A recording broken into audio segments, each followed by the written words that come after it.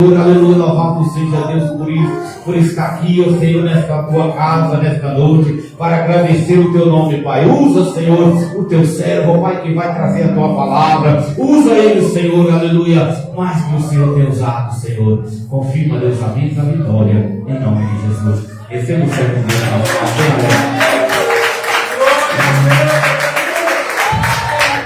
glória a Deus, aleluia. Vamos entrar na igreja com a paz do Senhor Jesus, amém? Vamos sem perda de tempo, abra as nossas Bíblias em 1 Samuel, capítulo 1, a partir do versículo 1. 1 Samuel, capítulo 1, a partir do versículo 1. Quero cumprimentar a todos os ouvintes que estão nos acompanhando. Estamos aqui no prosseguimento da campanha o clamor da última hora e o socorro divino. Amém? Que Deus nos abençoe e que o Espírito Santo do Senhor venha falar no seu coração aqui nesta noite. Amém? 1 Samuel, capítulo 1, a partir do versículo 1 em diante.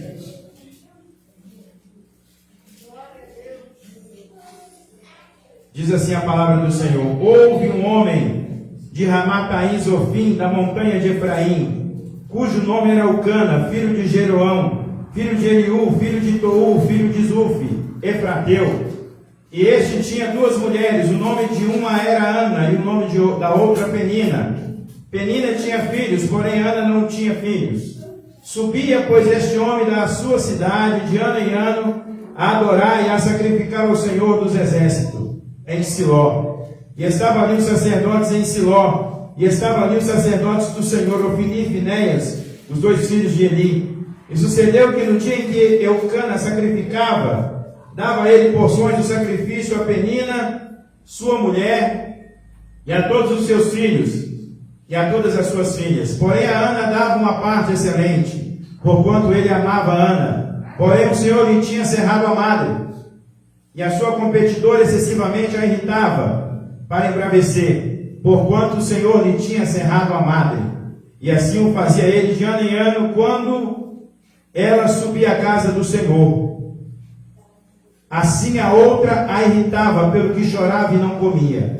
Então Eucana, seu marido, lhe disse: Ana, por que choras? E por que não comes? E por que está mal o teu coração? Não te sou eu melhor do que 10 filhos? Levanta a sua mão, pede a Deus que o Espírito Santo venha falar ao seu coração, venha transmitir esta mensagem nesta noite. Meu Deus e meu Pai, estamos aqui reunidos na Tua presença. Estamos aqui no prosseguimento da campanha, o clamor da última hora, o socorro divino. Deus, que esta palavra vai de encontro a alguma pessoa que está nos ouvindo aqui pela live ou que está aqui na igreja. Eu sei que a palavra do Senhor, ela penetra mais profundo do que qualquer psiquiatra ou psicólogo. Ela vai entre juntas e medulas, ela divide, Senhor, alma e espírito, meu Pai. Que o Espírito do Senhor venha falar aqui nesta noite, que eu venha ser boca do Senhor, que o Senhor venha falar no meu coração, porque primeiro o Espírito fala ao pregador, e depois distribui, ó Deus, a Tua palavra, a Tua pérola à igreja. Que o Senhor venha falar ao nosso coração, que o Senhor venha encontrar lugar em nosso coração, que o Espírito do Senhor venha consolar esse coração que está triste, angustiado, abatido, depressivo. Ó Deus, alcança, Senhor, a nossa vida aqui nesta noite. É isso que te pedimos e te agradecemos no nome de Jesus. Amém? E amém, Senhor Jesus. Irmãos, é um texto muito conhecido. A Bíblia nos fala que eu quero falar hoje sobre Ana, né? Uma mulher que estéril, sofredora, angustiada, triste, aflita. Sabemos que na época do Antigo Testamento, uma mulher estéril era uma mulher desprezada, não simplesmente pelo seu marido, até mesmo pelos familiares, porque eles tinham a ideia naquela época. Porque lá em Gênesis capítulo 3, versículo 15, a Bíblia fala, quando Deus delega uma ordem a Adão e a Eva, ele diz: olha, crescei e multiplicai, seja fecundo, seja produtivo. Então uma mulher naquela época, quando ela não podia dar luz a um filho, você não vê muito falando do homem estéril. Eu nunca vi falar de um homem estéril na Bíblia. Eu vejo falar das mulheres, né? Então Deus delegava essa ordem. Eu acredito que Ana, por ser estéril, ela pensava dentro do seu coração, via nela aquela aflição: por que eu nasci assim? Por que eu sou dessa forma? Por que eu não posso produzir e dar filhos ao meu marido? Acredito que não somente Ana pensava, mas os seus vizinhos, a sua mãe. Ana tinha um sonho, quando ela era jovem, de se casar. Todos nós temos um sonho, que seja na área sentimental, que seja na área do trabalho, que seja até na área espiritual da igreja. E todas essas áreas, irmãos, nós temos que produzir, seja na área do trabalho. Quando você está ali numa empresa, se você não produz, se você não dá rendimento, você é mandado embora. Em qualquer área da sua vida, você tem que ser produtivo. Quando você não é produtivo, você é olhado como uma escória, como uma pessoa separada, uma pessoa diferente. Eu acredito que Ana pensava assim no seu coração. A Bíblia nos fala, o texto nos fala que Eucana, seu marido, ele tinha Ana e tinha Penina. Segundo a tradição judaica, a tradição do povo judeu, tudo indica que Ana foi a primeira esposa de Eucana. Não era uma regra da parte de Deus, mas era uma permissão de Deus. Quando o marido se casava com a mulher e que ela não poderia procriar, dar filhos, ele tinha a opção de arrumar uma outra mulher, uma concubina, para que ele pudesse dar prosseguimento à sua geração. Então, segundo a tradição judaica, tudo indica que Eucana se casou primeiro com Ana. Como Ana não podia dar filhos a Eucana, ele certamente se casou com Penina. E Penina dava filhos a Eucana. O texto diz que, no versículo 4 aqui, que tinha filhos e filhas. Eu imagino como que Ana se sentia naquele momento, né? Que tristeza, que angústia. Por que eu sou amaldiçoada por Deus? A ideia deles era o seguinte: eu não posso ter filho, então eu sou amaldiçoado pelo Senhor. Eu estou sendo castigado por Deus. E ela não era só martirizada por Deus, ela era martirizada por Penina, porque Penina zombava de Ana. A Bíblia fala que todo ano eles saíram daquela cidade ali de Efraim, né, da cidade montanhosa de Efraim, e até Siló, para adorar a Deus. Segundo os estudiosos, era uma distância mais ou menos de 24 a 30 quilômetros. Não era um lugar perto. De ano em ano eles percorriam este caminho nessa cidade, para ali exaltar o nome do Senhor. E quando eles chegavam àquele lugar de adorar ao Senhor, de glorificar a Deus, Ana, ela era ridicularizada por Penina, porque depois dos sacrifícios, o que acontecia? Eucana pegava parte do sacrifício e dava parte para Ana, e dava parte para Penina e para os filhos de Penina. Com certeza naquele momento Penina olhava para Ana com olhar de desprezo, com olhar de zombaria, com olhar de chacota, né? Eu acredito que ninguém nunca passou por isso aqui, né? Olhava para você com olhar de desprezo. Aquele ali é a escória, aquela pessoa ali é amaldiçoada. Eu não sei o que essa mulher está fazendo aqui no templo. Não era nem para ela entrar aqui no templo, porque ela não pode dar filho, ela não pode produzir. Ela é seca, o seu ventre não gera vida, o seu ventre gera morte. Mas Ana não desistia. Todo ano ela ia ao templo juntamente com o seu marido, aguentando aquelas humilhações, aguentando aquela zombaria, mas ela estava ali, perseverando em oração, buscando a presença do Senhor, pedindo a Deus que Deus ouvisse ela, visse a aflição, a angústia a qual ela estava passando naquele momento. Eucana falou uma certa vez com Ana, de ver a Ana tão chorosa, tão triste, tão angustiada, Certa vez Eucana chega perto de Ana e fala: Ana, não te sou eu melhor do que 10 filhos? Olha a declaração que Eucana faz para Ana. Quer dizer, tudo nos mostra que Eucana amava muito mais Ana do que Penina. Mas aquilo ali para ela, por mais que o amor de Eucana era grande, mas o fato dela não poder ter filho era uma afronta, não somente para ela, mas até mesmo para a vizinhança. Eu acredito que a vizinhança pensava: não, há quanto tempo este casal já se casaram, já passaram anos e anos. Naquela época não tinha anticoncepcional, não tinha como evitar, né? Por mais que ela tentasse evitar 1 ou 2 ou 3 anos, mas em algum momento ia aparecer, né? A barriga ia se avantajar e logo ela estaria grávida, mas passava anos e anos e nada de Ana sem engravidar. Os vizinhos falavam, as pessoas comentavam, o disse-me-disse, né? Corria-se no arraial: essa mulher cometeu algum pecado, essa mulher é maldita. Mas Ana, todo ano, ela ia com Eucana no templo adorar a Deus, até que um certo dia, irmão, porque no mundo espiritual, em qualquer área que você estiver, existe estágio, tanto na área material como na área espiritual.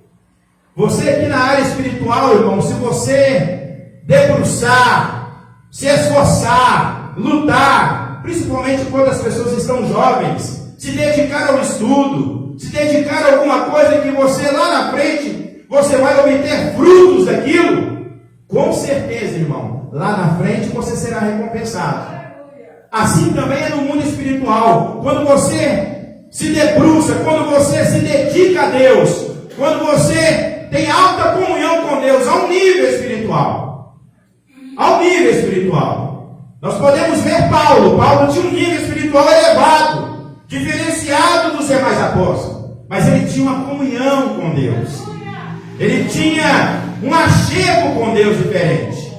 Quando você se achega mais a Deus, Deus se achega mais a você. Você pode ter certeza disso. A maneira que você vai se aprofundando com Deus, Deus vai te revelando coisas novas e ocultas. A prova que da oração, Ana passou para o voto. Da oração, ela passou para o voto. A situação dela era tão trágica, era tão triste. Não bastava as pessoas falando de Ana, até o próprio sacerdote chamou ela de cachaceira. Essa mulher está bêbada, ela está falando baixinho, balbuciando os lábios, ninguém sabe o que ela está falando, até o próprio sacerdote, até o próprio pastor da igreja. Não bastava os vizinhos, não bastava a Penina. Essa mulher estava completamente jogada às traças. Ela estava totalmente desprezada. E ela se sentia até mesmo desprezada pelo próprio Deus. Porque a Bíblia fala, e o texto fala, que quem fechou a madre dela foi o próprio Deus. Se fosse o inimigo, ela clamava pelo poder de Deus e saía. Se fosse alguma enfermidade, ela clamava pelo próprio Deus e havia uma cura. Mas o próprio Deus fechou a sua madre. Aí é uma situação complicada, difícil. Meu Deus, o próprio Deus está me impedindo de ter filhos e de dar filhos ao meu marido, de produzir, para que a geração dele cresça e se expande. Ter filhos, irmãos, naquela época e hoje também, né? Só que hoje com um pouco de moderação, é bênção de Deus, né? Fazendo um planejamento familiar, é bênção de Deus. Não é colocar filhos aí, né, para que outros cuidam ou para que fica Deus dará. Então hoje nós temos o entendimento de que fazer um planejamento familiar é bênção de Deus. E naquela época é a palavra a qual Deus tinha liberado para Adão e Eva. Gênesis capítulo 3, versículo 15. Crescei e multiplicai. Com certeza Ana falava comigo, ali consigo mesmo: essa palavra não é para mim. Essa palavra não é para mim. Como que eu vou crescer e multiplicar? Como que eu vou dar geração ao meu esposo, como que eu vou? Ela ouvia os filhos de Penina chamar a Penina por mãe, e ela não podia ter o prazer de ouvir um grito de uma criança chamar ela por mãe. Eu nunca vou ouvir esse grito, eu nunca vou poder amamentar, eu nunca vou poder trocar as fraldas dessa criança, porque eu sou amaldiçoada pelo próprio Deus. Olha o sentimento dessa mulher, olha a tristeza. Essa mulher, quando eles estavam no templo, o texto fala que ela não comia e nem bebia, estava entrando numa depressão. Quando você está muito triste, né? Eu acredito que a maioria das pessoas são assim. Quando você está ansioso, você come demais. Tem pessoas que comem muito. Mas quando você está depressivo, você perde a fome, você perde o prazer, você perde a graça, você perde o ânimo. Mas ela não deixava de ir ao templo com seu marido. Ela estava ali, falando com Deus. Só que ela mudou o estágio. Da oração, ela fez um voto a Deus, para que Deus pudesse ouvir a sua oração. Engraçado deste voto, irmãos, que na maioria das vezes, o voto que nós fazemos a Deus, eu não falo que é uma troca, porque quando você está numa situação difícil, você pede a Deus para que Deus responde. Este voto que Ana fez a Deus é um voto totalmente diferenciado. Ela queria o filho, mas o filho a qual ela iria ter, ela iria entregar ao próprio Deus. Quer dizer, ela estava se desprendendo de qualquer prioridade. Ela estava priorizando Deus. Naquela época não estava escrito ainda o livro de Mateus, mas eu acredito que pelo Espírito Santo estava revelado na mente dela, que a prioridade é de Deus. Buscar em primeiro lugar o reino dos céus, e as demais coisas lhe serão acrescentadas. Quando você prioriza Deus, quando você prioriza Deus, Deus também te prioriza. Ela desde pequena iria entregar Samuel. Fez um voto de nazireado. Aquela criança, até ela se desmamar, né, ficaria com ela. Depois de tantos dias, ela entregaria ao sacerdote e ele seria criado no templo. Então ela não teria aquela criança consigo. Mas na maioria das vezes, o voto a qual nós fazemos a Deus, aquilo que nós estamos pedindo fica conosco. Vamos agradecer a Deus, mas ela não, ela se desprendeu daquilo. Aprenda uma coisa, irmãos. Os nossos sonhos, o amor aos sonhos, não pode ser maior do que o amor a Deus. Você pode, todos nós temos um sonho, que seja em qualquer área. Na área do trabalho, você quer crescer, você quer produzir. Se você não produzir na sua empresa, você não presta, você é mandado embora, eles colocam melhor do que você. Na área da igreja, na área espiritual também. Quando você chega à igreja, né? Quando eu era mais jovem, eu via aqueles pregadores pregando, e de casa Takayama e outros pregadores, eu olhava aquilo, Senhor, eu quero ser abençoado como esse homem. Você tem aquele sonho, aquele pensamento. Na área sentimental, quando eu ficar, né, passar dos 18 anos, eu quero encontrar uma mulher, me casar com ela, ter filhos. São pensamentos normais que qualquer pessoa pensa. É sonho. Você tem que sonhar. Sonhar não é pecado, né? E ela também tinha esse sonho, com certeza. Ana tinha esse sonho na sua mocidade. Só que parece que o sonho dela estava sendo frustrado. Não iria se cumprir. E ela fez um voto a Deus. E aqui, irmãos, eu vejo, nesse texto a qual nós lemos, e na história de Ana, eu vejo 3 fases na vida de Ana. 3 fases, pode ter mais, pode ter menos, mas eu consigo enxergar 3 fases, e essas fases são o que nós enfrentamos na família, no mundo e na igreja. Ana tinha um problema sério na família, não com seu marido, mas com sua gestação. Ela não poderia ter filhos, ela não poderia ser produtiva. Isso era um problema sério para ela. Eu não posso dar filhos ao meu marido. Ele teve que arrumar uma outra. A poligamia, ela nunca foi, irmão, uma referência. A poligamia, todas as vezes que as pessoas arrumavam, Abraão e os demais patriarcas arrumaram a segunda opção, sempre a segunda opção foi errada. A primeira opção é a primeira opção de Deus. Aqui ele falou: deixará o homem seu pai, unirá sua mulher, e os dois se tornará uma só carne. Seja estéril ou não estéril, Deus faz um milagre, como fez o milagre na vida de Ana. Mas eles preferiram tentar ajudar a Deus, tentaram seguir pela segunda opção. E você pode aprender uma coisa, irmão: a opção de Deus sempre é a melhor a ser seguida.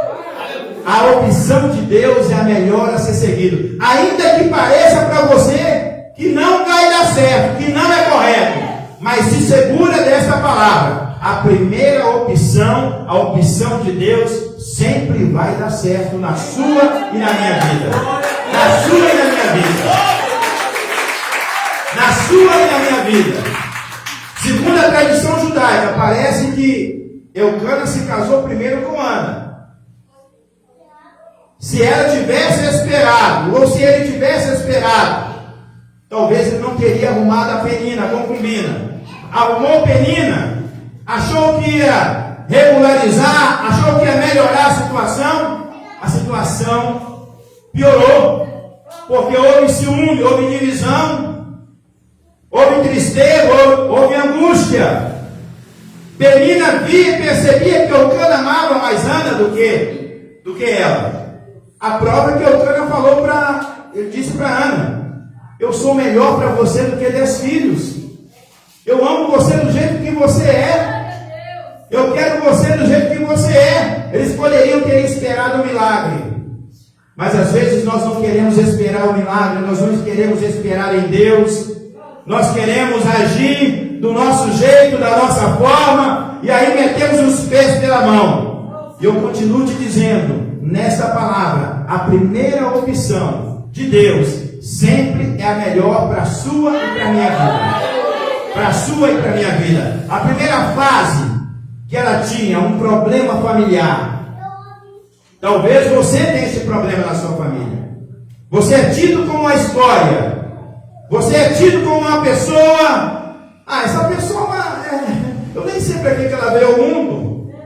Eu não sei, talvez lá na sua casa, lá no seu lar, lá no seu mundinho, ninguém sabe, porque você não comenta, mas lá no fundo do seu coração, você percebe como que você é desprezado no seu lar, como que você é julgado de lado, como que outras pessoas sobressaem melhor do que você.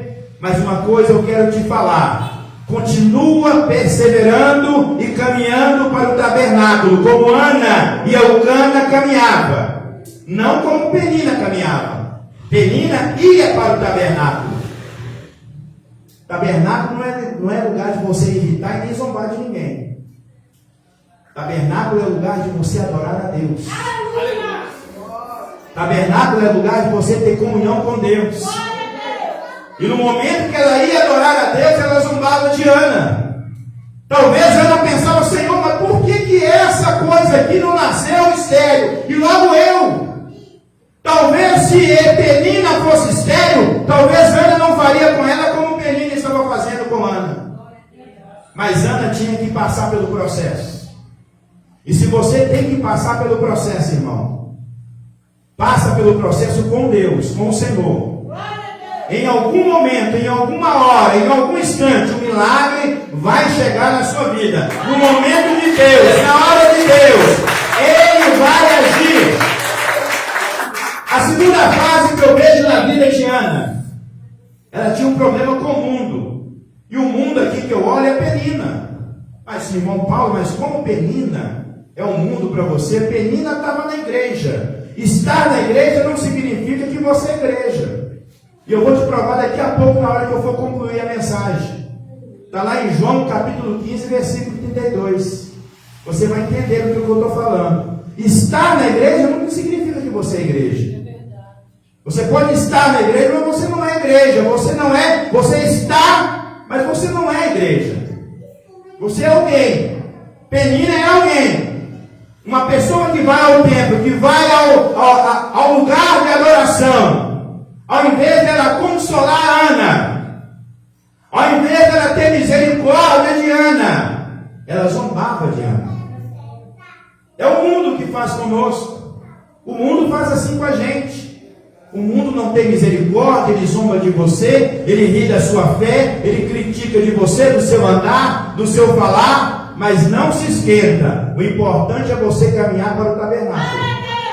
O importante é você fazer esse trajeto que Eucana fazia, como Ana e Penina. É caminhar para o tabernáculo. Irmãos, eu estava lá em casa pensando nesse texto, e pensando para que esse camarada saía lá.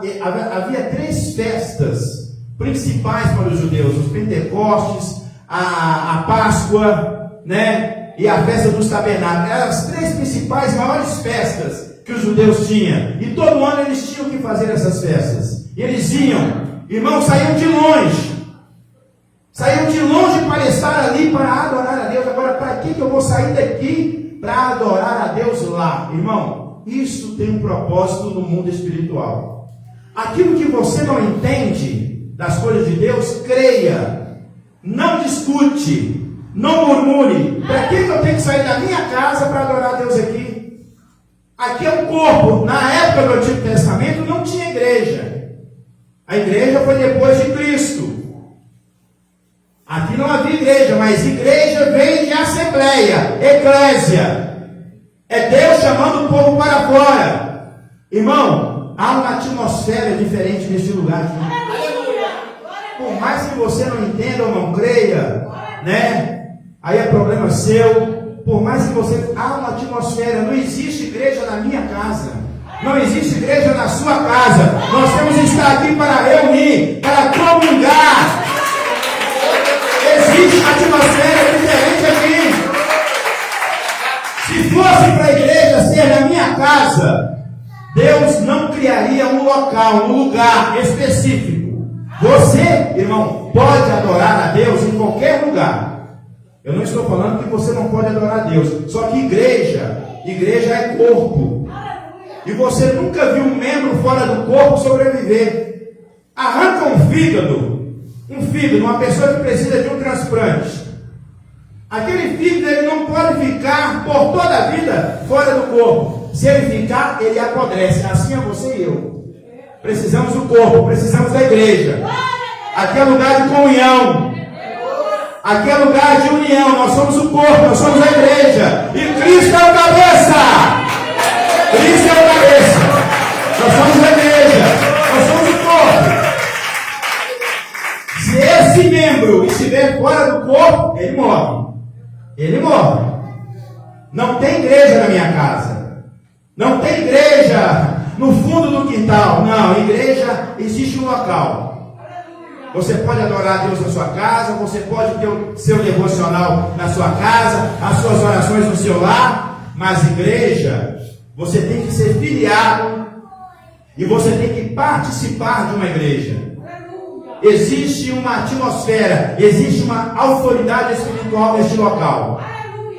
Aqui há um nível espiritual diferente. Aqui é onde o irmão se encontra com o outro, se comunga, cumprimenta, se abraça, conversa. Nós precisamos disso aqui, irmãos. Nós precisamos disso aqui. E a Ana e Eucana e Penina saíram. Ela tinha um problema com o mundo. A segunda fase. A terceira fase, um problema espiritual. Ela tinha um problema espiritual. Porque ela é considerada a pessoa que não poderia ter filho. Nós não vemos hoje dessa forma, que a pessoa é maldita. Mas naquela época tinha ideia. Porque Deus havia delegado uma ordem para Adão e Eva: crescei e multiplicai.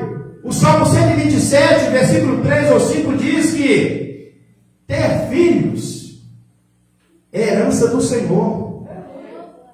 E lá no outro versículo diz para aquela pessoa: bem-aventurado o homem que se enche da sua aljava, que se enche de filhos. O que essa mulher tinha no seu coração? Como ela se via, como ela se olhava para o espelho. Que tristeza, irmão, que angústia. Uma coisa é o diabo te amaldiçoar, uma coisa é a pessoa te amaldiçoar, uma outra coisa é você falar que está sendo amaldiçoado por Deus. Para onde eu vou? Como diz Davi, se eu subir no alto céu, o Senhor está. Se eu descer a profundeza da terra, lá o Senhor está. Para onde eu vou? Não tem lugar para ir. Tem que ir para o lugar aonde Deus está. Você tem que ir para o lugar onde Deus está. O que Ana fez. É o que Ana estava fazendo.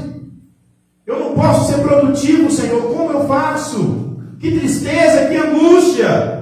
Não basta os vizinhos, não basta essa mulher que me zomba, até mesmo o sacerdote. Só que ela deu uma resposta para o sacerdote ali, que estava ali, naquele momento. Quando ele falou que ela estava embriagada, né? Qual que você tomou? Da número 151? Você está falando sozinho aí, balbuciando algumas palavras, não está falando em alta voz. Ela falou: eu não sou como os demais, Belial, mas a minha alma está angustiada, está triste. Só que o sacerdote liberou uma palavra para a vida de Ana, depois da oração, depois que ela fez um voto, depois que ela saiu do estágio da oração e passou para o estágio do voto. Ela fez um voto, e o voto que ela fez é um voto diferenciado, porque ela não ia receber aquilo que Deus iria dar, ela ia receber e iria devolver para Deus. Irmão, que fé dessa mulher. Ela estava mostrando para Deus: Senhor, prioridade na minha vida não é o filho que o Senhor está me dando, prioridade na minha vida é o Senhor. É o Senhor. É o Senhor.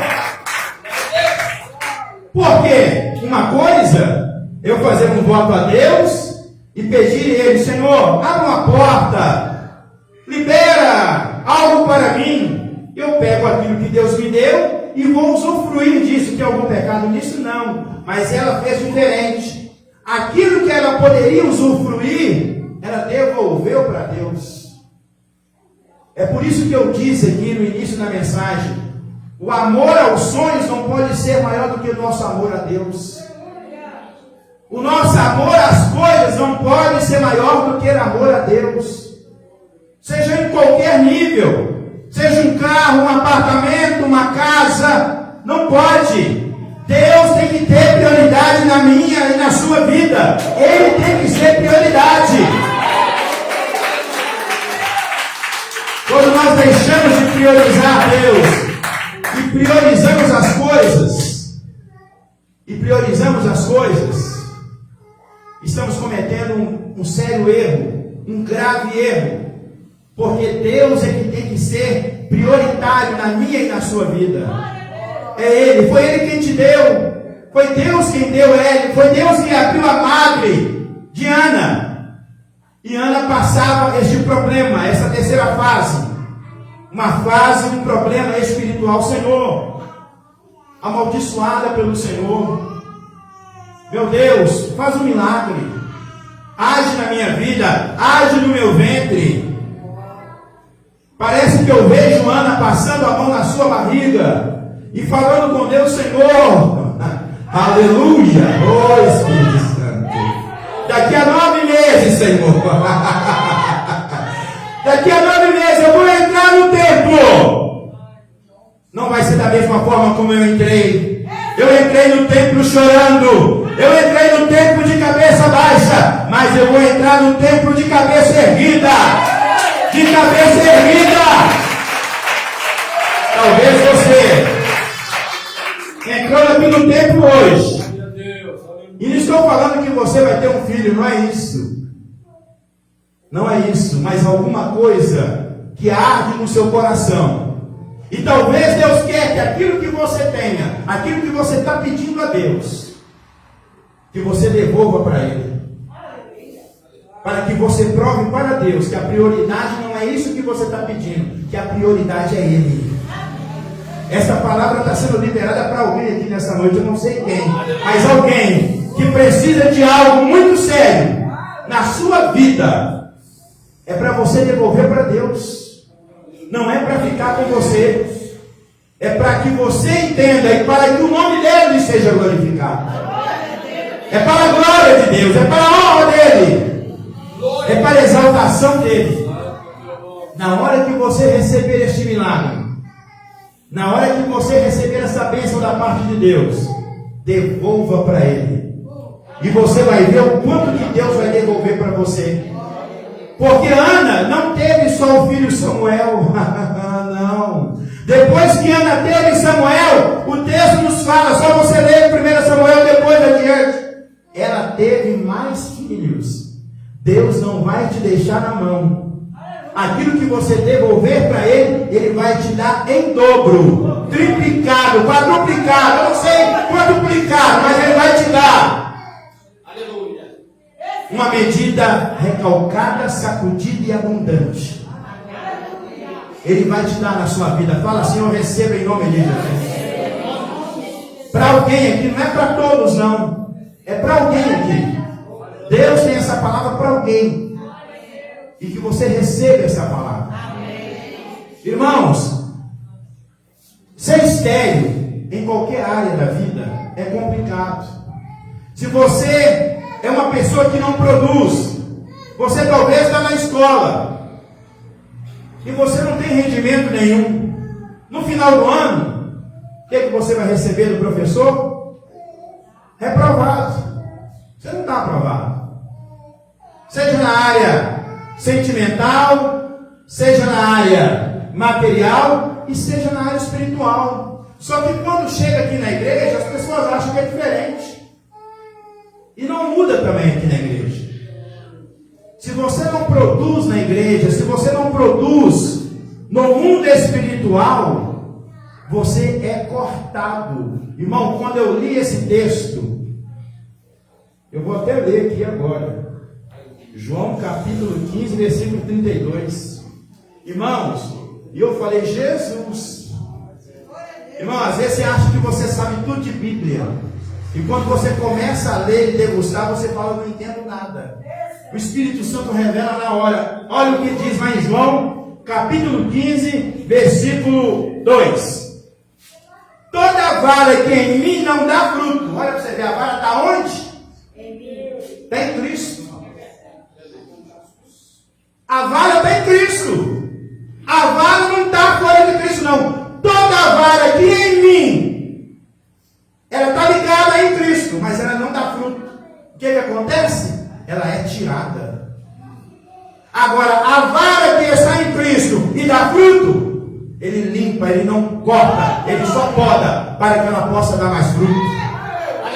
Talvez você ache, eu estou na igreja, eu estou em Cristo. Irmão, eu tenho uma notícia para te dar. Se você vem para a igreja só para ficar sentado no banco, não fazer nada para Deus, você é improdutível. Você vai ser arrancado. Essa é a palavra que está falando em João. Eu estou na igreja, estou em Cristo. Está em Cristo, mas não está produzindo, vai ser cortado. Irmão, quando eu li isso, eu falei, meu Deus do céu. Irmão, eu já li esse texto quantas vezes? A pessoa está em Cristo, irmão, mas não está produzindo, não está dando fruto. Ela é cortada, ela é tirada. E você sabe para que serve o fruto? Mateus capítulo 5, versículo 8. O fruto ele serve como arrependimento a Deus. Foi o que João Batista falou para aqueles rastros de víbora. Arrependei-vos e produzir frutos dignos de arrependimento. O fruto ele só não é para ser produtivo como para arrependimento. Quando você tem uma nova vida, quando você tem uma conversão, quando você tem um encontro com Deus, irmão, você tem vontade de produzir na igreja, você tem vontade de produzir no mundo espiritual, você tem vontade de falar de Jesus. Agora, se você quer viver uma vida light espiritual, eu te falo, sem medo de errar e com tristeza no coração, você está no lugar errado. Aqui é lugar de produzir. Igreja é lugar de produzir. No mundo espiritual é lugar de produzir. Não importa o que você fala, eu não estou falando que você tem que estar aqui pregando, que você tem que estar aqui orando por revelação. Em alguma área, aquilo que Deus te chamou, aquilo que Deus colocou no seu coração, produza, irmão. Produza, irmão. Produza, irmã. Saia da zona de conforto, em nome de Jesus. Porque Deus tem milagre na sua vida. Deus tem milagre na sua vida. Quando eu li esse texto de João, capítulo 15, versículo 2, caiu um temor no nosso coração. O que eu estou produzindo? Porque aqui também tem a diferença. Não é só produzir de qualquer jeito. É produzir bons frutos. Qual fruto que você está produzindo? Ah não, eu dou o dízimo lá da minha casa mesmo, eu entrego oferta online, eu assisto culto online, mas lá no meu trabalho ninguém sabe que eu sou cristão. Esses dias para trás, e aqui termina e encerra a palavra, um colega meu, chegado, gente boa, primeira qualidade, eu estava largando serviço e ele ia pegar o ônibus para poder dar prosseguimento ao trabalho. E eu falei, como é que vai sua vida, meu irmão? Está tudo tranquilo? Tudo tranquilo, Paulo. E aí, como é que está o seu casamento? Elas, meu casamento tá bom, tá maravilha. Mas e aquelas meninas que você fica com elas também? Não, aquilo lá não tem problema não, senhor. Aí eu queria pegar ele, né? Eu falei, eu vou te pegar agora. Aí eu falei, não tem problema não? Então tá bom. Tá tudo normal? Tá. Eu fico com a minha esposa e fico com as outras também. Então eu falei com ele assim, vamos fazer o seguinte então. Não tem nenhum problema, né? Não. Então você vai fazer o seguinte, vai arrumar um homem para sua esposa também. Eu vou o quê? Aí ele já arrumou, já saiu do volante, querendo brigar comigo. Eu falei, não vem não, rapaz. Se ela tem direito, você tem também, mãe. Vamos dividir esse pacote aí? Você arrumou para você, arrumou para ela. Uai, irmão Paulo, você pode sentar e falar, irmão, eu queria pegar ele. Falei, não, mãe, se ela pode, se você pode, ela também pode. Irmão, na mesma hora, ele caiu em si e falou, Paulo, verdadeiramente, eu preciso fazer um conserto na minha vida. Eu não estava ali julgando ele, julgando alguma coisa na cara dele. Esse não é o meu feitio. E eu tenho uma pessoa aqui do meu lado que me conhece muito bem, que eu não sou desse tipo de pessoa, a minha esposa. Me conhece muito bem. A melhor pessoa para te conhecer, você é a sua esposa ou quem convive com você. Se os meus filhos estivessem aqui, eu falaria a mesma coisa, eles sabem disso. Quem sou eu, irmão? Eu detesto pessoas que gostam de julgar os outros. Vocês precisam ver o quanto quebra-pau que eu tive, não em defesa de pecado de ninguém, mas em defesa da Leia, porque eu detesto isso, jogar pedra. Se eu não posso ajudar, eu não falo, eu vou orar, eu vou pedir a Deus misericórdia, porque o meu telhado também é de vidro. E a Bíblia fala para quem está de pé, não é para quem está caído não. Cuidado! Você que está de pé, cuide para que não caia. Então não se acha que você está acima de todos. Não se acha. Você não sabe o momento, a depressão, a tristeza, a angústia, o que a pessoa está passando. É por isso, irmão, que só Deus, irmão, maravilha.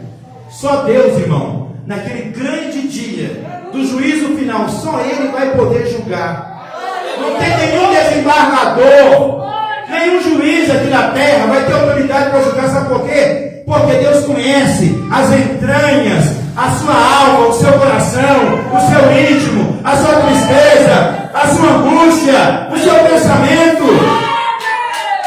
É Deus que conhece a sua vida.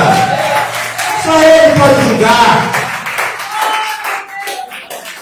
Por isso que quando Samuel chegou na casa de Jessé para poder ungir os demais filhos de Davi, os demais filhos de Jessé, Samuel era profeta, irmão.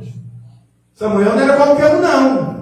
Samuel era profeta. Só que Samuel, ele falhou.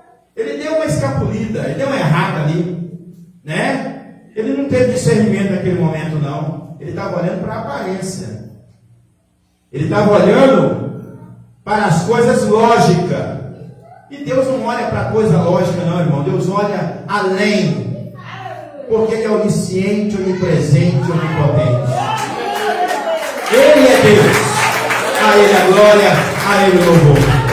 Que Deus nos abençoe e que esta palavra venha dar fruto no seu coração. Que esta palavra venha fazer um milagre na sua vida. Que seja na área sentimental, que seja na área material e que seja na área espiritual. E nunca esqueça, Deus não te chamou para você ficar light aqui na igreja. É para trabalhar, é para produzir. Agora, se você vai produzir, se você vai ouvir esta palavra, aí é com você. A palavra foi liberada do altar. A palavra foi liberada para a sua vida. Se você crê, pegue, dá glória a Deus, mesmo achando ruim. Dá glória a Deus, que é melhor. Se você não quer, Deus respeita o teu livre-arbítrio. Amém? Que Deus nos abençoe e que o Espírito Santo continue falando melhor em cada coração. Quero agradecer a todos que estão nos acompanhando ou que vão nos acompanhar por algum momento. Que Deus nos abençoe em nome de Jesus. Amém? Palmas para Jesus.